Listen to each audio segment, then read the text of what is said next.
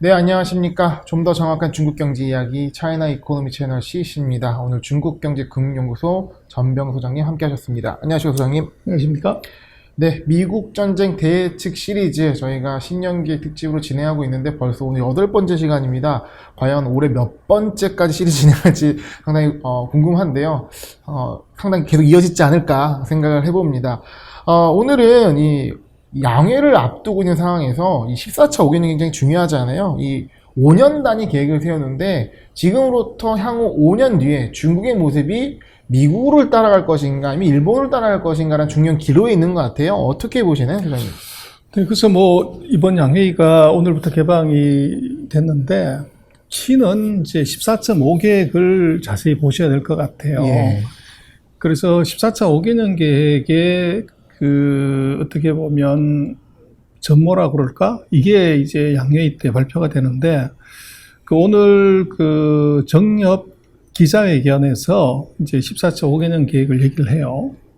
근데 이 뭐가 제일 키워드냐 그러면 국가 안전이 제일 키워드입니다. 그래서 14차 5개년 계획의 공보를 쭉 보면 이게 국가 안전이라는 말이 가장 많이 나오고 그 이유가 뭐냐면 방금 말씀하신 것처럼 5년 뒤에 지금처럼 그냥 계획대로 가면 이건 이제 미국이 돼버리는 거고 삐걱하면 이제 일본처럼 추락해버리는 거죠. 그래서 그게 이제 이 답이 나오는데 결국은 지금 미국 GDP 대비 일본이 이게 1995년에 71%로 세계 2등을 했는데 작년에 중국이 71%예요. 네. 그래서 이게 앞으로 5년 동안 이제 간다고 하면 아마 바이든 시대에 이제 중국은 미국 GDP의 90%, 그리고 다시 5년 정도로 가면 100%를 넘어가는 그런 불상사가 지금 생기는 거죠. 그래서 지금 미국 입장에서는 그렇죠. 네. 그래서 지금 중국 입장에서는 이걸 제대로 하게 되면 이것은 이제 미국을 제킬 수 있는 결정적인 기간이 지금 5년이 되는 거고,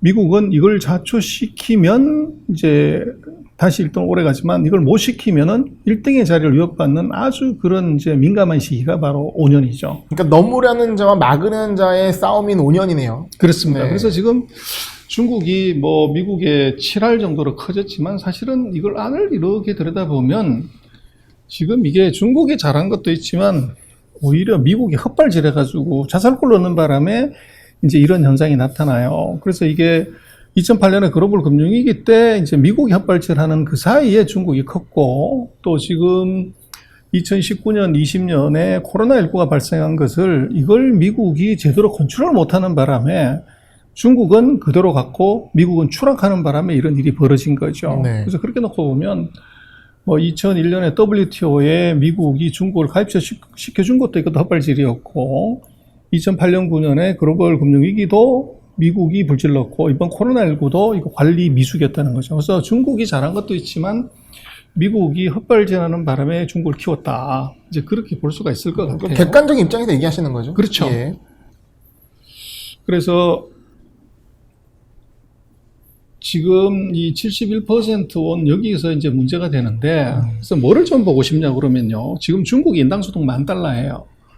근데 중요한 나라들 한 10개 나라, 미국, 영국, 네덜란드, 캐나다, 프랑스, 독일, 호주, 이태리, 일본, 스페인, 한국까지를 포함해서 인당소득이 $10,000에서 $20,000 가는데 시간이 얼마나 걸리냐면 한 9년 정도 걸려요. 네. 그런데 지금 이제 그렇게 됐을 때, 지금 이제 중국 GDP가 한 14조 달러고, 만약에 세계 평균처럼 간다고 하면 $20,000 가는 것이 2029년이 돼요. 지금 이제 GDP의 2배가 돼버리는 거죠.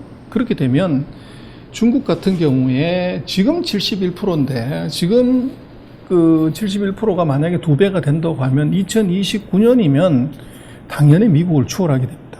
그래서 그 문제가 생기고, 그래서 지금 놓고 보면 또 다른 접근법으로는 이제 인당 GDP, 1인당 GDP로 보면 중국이 지금 1,582달러로 우리나라 1994년, 그리고 이제 일본의 1981년, 미국의 1978년 정도, 그래서 대략 우리하고 치면 한 25년, 일본으로 치면 30년, 그리고 이제 미국으로 치면 40년의 시차가 있어요, 인당으로는. 근데 지금 놓고 보면 미국이 1인당 소득이 가고 있는 트렌드하고 $5,000에서부터 지금 가고 있는 것하고 중국이 가고 있는 궤적을 보면요. 1969년부터 미국이고 중국이 5,000달러가 2011년인데 요 궤적이 아주 유사해요. 거의 같이 간다는 거죠. 그리고 오히려 미국이 갔던 것보다는 그 위에 노란색 점선이 바로 그 중국이 더 잘하고 있는 부분인데 이게 중국이 미국보다도 5,000달러에서 10,000달러 갈 때 더 빨리 간다는 얘기예요. 네. 그래서 만약에 이런 추세가 조금 더 지속이 되면 어떻게 되냐 그랬을 때 이 추세를 그대로 간다고 하면은 아마 2031년 정도 되면 이게 중국 GDP가 이 미국 GDP를 가볍게 추월하는 이런 일이 벌어질 수 있다는 거예요. 그래서 지금 이제 이게 중요한 것이 바로 그 이번 뭐 양회의 때도 여러 가지 얘기가 나오겠지만 2029년에서 2031년 사이에 중국이 미국을 추월한다고 그럴 때 그럼 누가 이게 리더가 될 거냐? 이게 굉장히 중요한데 중국은 지도자가 5년 단위로 이제 10년을 하게끔 돼 있어요. 근데 시진핑이 2018년에 헌법을 바꿔서 그걸 없애버린 거죠. 네. 그러면 이제 시진핑이 어디까지 할 거냐 이게 관심사죠. 그래서 이제 내년 10월 달이 되면 중국은 전당대회를 해요. 해가지고 이제 이 새로운 지도부를 구성을 하는데 지금 시진핑의 이제 나이로 보면 그 2023년 이제 집권하는 때가 되면 70세. 그리고 이제 앞으로 만약에 한 15년 정도를 더 한다. 이렇게 가정을 하더라도 그때 가도 시진핑의 나이는 2033년에 80세예요. 그리고 2038년이 된다고 해도 85세고. 근데 지금 바이든 대통령이 80세 그 임기 끝나면 82세가 되잖아요. 네. 그런데도 이 통치하는데 별 문제가 없는데 그렇게 놓고 보면 중국의 시진핑이 적어도 2035년까지는 통치할 가능성이 있어요. 가능성이 있다 말씀이시죠. 그렇죠. 네. 그렇게 되면 앞으로도 제가 볼 때는 시진핑을 우리가 깊이 연구를 해야 될 필요가 있어요. 그리고 이제 이것이 중국이 미국을 추월하냐 못하냐의 중요한 기로에 서 있기 때문에 시진핑이 계속적으로 집권해야 되는 논리는 바로 중간에 리더가 바뀌어가지고 이게 자초하는 불상사가 생기면 되지 않는 거 아니냐. 그리고 이럴 때는 강력한 리더십이 필요하다. 그래서 시진핑으로 모든 권력이 집중화되고 그걸 국가가 용인을 하는 이런 정부로 만들 가능성이 커요. 그러니까 지금 2018년에 헌법을 바꾼 것 자체가 이런 부분을 예상했기 때문에 바꿨다고 봐야 되죠. 그렇죠. 그래서 앞으로 미국과 중국의 전쟁이 과거에 이제 소련하고는 우주하고 감세 전쟁을 했고 이제 일본하고도 무역하고 한일 전쟁을 했는데 지금 미국하고 중국은요 감세, 무역, 기술, 우주, 이 환율, 금융 6개 전쟁을 동시에 진행을 합니다. 전방위적인 곳에서 그렇죠. 부딪히고 있습니다. 그래서 지금 중국은 아까 말씀드린 14차 5개년 계획을 잘 봐야 되는 것은 거기에 14차 5개년 계획의 가장 중요한 키워드가 안전이었어요. 그래서 앞으로 경제가 어떻게 될 거냐는 그 문서에다가 안전을 집어넣었다는 것은 중국은 미국과의 전쟁을 생각하는 겁니다. 충돌을 그렇죠. 감안하고 그래서 그 전쟁은 예. 무역전쟁, 금융전쟁, 기술전쟁, 군사전쟁, 백신전쟁, 네트워크전쟁, 데이터전쟁, 생물전쟁, 에너지전쟁, 우주전쟁, 해양전쟁까지 다 포함합니다. 더 전선이 넓어질 것을 보는 거네요. 그렇죠. 네. 그래서 이게 이제 중요하고 그래서 지금 중국과 미국의 이 GDP를 놓고 보면 1800년대에 중국이 전 세계 GDP의 33%를 차지하는 최대 국가에서 이게 이제 완전히 죽었다가 2010년부터 빠르게 올라와서 지금 71%까지 왔다고요. 그럼 이렇게 되면은 이 시진핑 입장에서는 이건 못 먹어도 고죠. 그래서 무조건 이제 고를 부르는 그런 일이 벌어질 거고. 그래서 미국과 중국이 제조대국, 경제대국, 군사대국, 금융대국을 놓고서 치열하게 경쟁하는데 이미 제조대국, 경제대국은 중국입니다. 그래서 이제 군사대국, 금융대국에서 싸움이 붙게 되고 그러다 보니까 중국은 아마 이번 14차 5개년 계획에서 제일 중요한 것이 바로 안전입니다.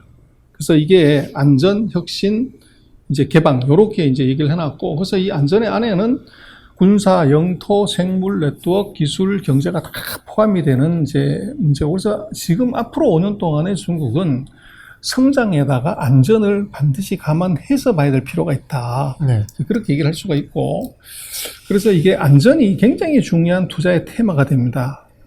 그래서 2021년부터 2025년간 이번 양회의를 계기로 해서 국가 전략에 5개 안전이 들어가요. 네. 국방안전, 식량안전, 기술안전, 에너지안전, 자원안전.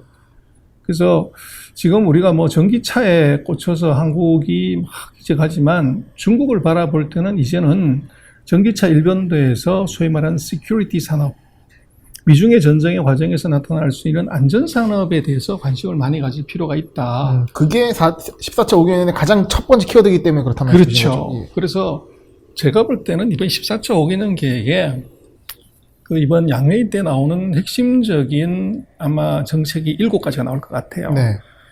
그래서 말씀드렸지만 탄소 중립, 자원 안전, 그리고 신도시화, 농촌진흥, 식량 안전, 기술 강국, 인구 문제. 요게 아마 이번 양회에서 가장 많이 이제 논란이 되는 이제 이슈고 이게 각각의 정책이 다 나올 거예요. 네. 그래서 여기서 이제 새로운 투자의 모멘텀을 찾을 수 있는데 지금 최근에 중국의 철강주가 아주 급등을 해요. 뭐 테크주는 엉망진창이 되는데도 그 이유는 뭐냐 그러면 탄소 제로를 2060년까지 탄소 제로를 만든다고 그러는데 탄소를 가장 많이 발생시키는 데가 철강산업. 그 연기 많이 나니까. 그리고 이제 이 시멘트 산업, 자동차 산업. 그래서 탄소 중립하고 이게 아마 이번 양회의 때 굉장히 큰 이슈로 나올 거고. 근데 아이러니하게도 이 탄소 중립에 해당되는 산업들은 구조조정을 해야 돼요. 그래서 많이 나온 놈은 죽여 없애서 이제 폐기를 시켜야 되는 거죠. 그렇게 되면 살아남은 놈은 떼돈을 버는 일이 벌어져. 그래서 철강주가 올라가는 겁니다. 그래서 탄소의 어떻게 보면 중립 문제가 이게 제가 보기엔 앞으로 5년 동안에 굉장히 중요한 투자 테마가 될 수 있고. 그리고 공급직 계약을 이미 딱 끝내는 상황이기 때문에 추가적으로 더 하는 거죠. 더 할 수 있다. 그러면 더 네. 인기 많이 나, 살아남은. 살아남은 기업한테는. 그게 바로 철강주가 올라가는 거예요. 두 번째는 자원 안전이고 산업 공급망인데 이거 철강사가 히토류입니다. 그래서 히토류 산업들 주가가 센 이유는 바로 이것 때문에 그렇고. 네. 그리고 이제 부동산이 최근에 가는 것의 의미는 지금 중국이 소비를 어떻게 확대시키려고 그럴 때 그것의 중요한 의미는 신도시화예요. 중국이 도시화가 아직 60%밖에 안 됐기 때문에 앞으로 한 20% 이제 도시화가 진행되면서 도시 인프라의 돈이 엄청나게 들어간다는 거죠. 요걸 통해서 성장을 한다는 거고. 그리고 이제 기술 강국, 이건 이제 5G나 반도체나 항공 우주 뭐 이런 것들이 되고. 그리고 농촌진흥, 이건 이제 인구가 60%가 도시에 살지만 40%가 시골이기 때문에 중국이 잘 살려고 하면 도시로 사람들이 나가야 돼요. 네. 그러려고 그러면 이게 이제 그만큼 식량 안전 문제가 생기고 그걸 해결하려고 그러면 농업의 현대화, 기계화, 그리고 종자 개량. 이제 이런 산업들이 이제 중요한 그 산업이 되죠. 수혜 산업이 되고. 그래서 바로 식량 안전 문제 관련해서 종자 산업을 정부가 대놓고서 육성하겠다고 얘기를 해요. 네. 그래서 지난번에도 우리가 종자 산업을 리뷰를 했지만 종자 산업 깊이 봐야 되고. 마지막으로는 이제 중국이 우리보다가도 이제 뭐 더 먼저 한 자녀 갖기를 했지만 이제는 중국은 인구가 줄어드는 단계에 들어가요. 그래서 출산 장려 정책 그리고 이제 베이비붐 세대들이 지난번에 말씀을 드렸지만 한 60년생, 58년생, 60년생들이 1년에 태어난 사람들이 2,500만에서 3,000만 명이었어요. 이 사람들이 지금 65세가 넘어가는 거죠. 그래서 이게 인구 고령화 문제가 생겨요. 그러면 결국은 이 출생률 문제에 있어서 교육이 중요해요. 네. 애들한테 교육을 많이 시키는 거예요. 원래는 애들 3명 교육시킬 걸 1명한테 집어넣기 때문에 자녀 교육이 엄청난 캐피탈 인텐시브하게 돼요. 우리보다도 더 돈을 많이 넣는다고. 네. 그래서 교육이 굉장히 유망한 산업이 됩니다. 그리고 두 번째가 지금 이제 노령화 인구가 1년에 2,500만이면 4년이면 1억 명이 등장을 해요.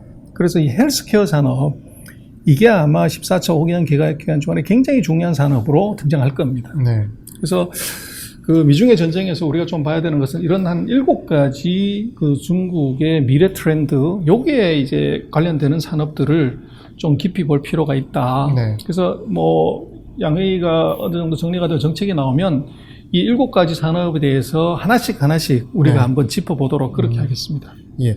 근데 한 가지 좀 이렇게 질문 드릴 게 네. 있는데, 이런 모든 전제가 어쨌든 중국이 미국의 경제력, GDP를 따라잡는다는 가정하에서 충돌을 예상해 보는 거잖아요.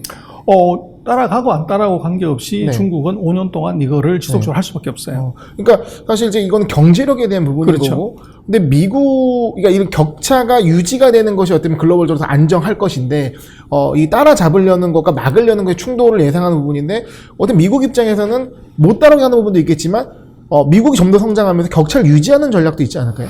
그래서 이제 미국이 뭐 제조업에서는 반도체 하나 빼놓고서는 뭐 잘하는 게 없으니까 네. 그래서 여기서 미국의 고민이 있죠. 그래서 이제 미국이 그냥 동맹으로 공격하자고 하는 것이 네.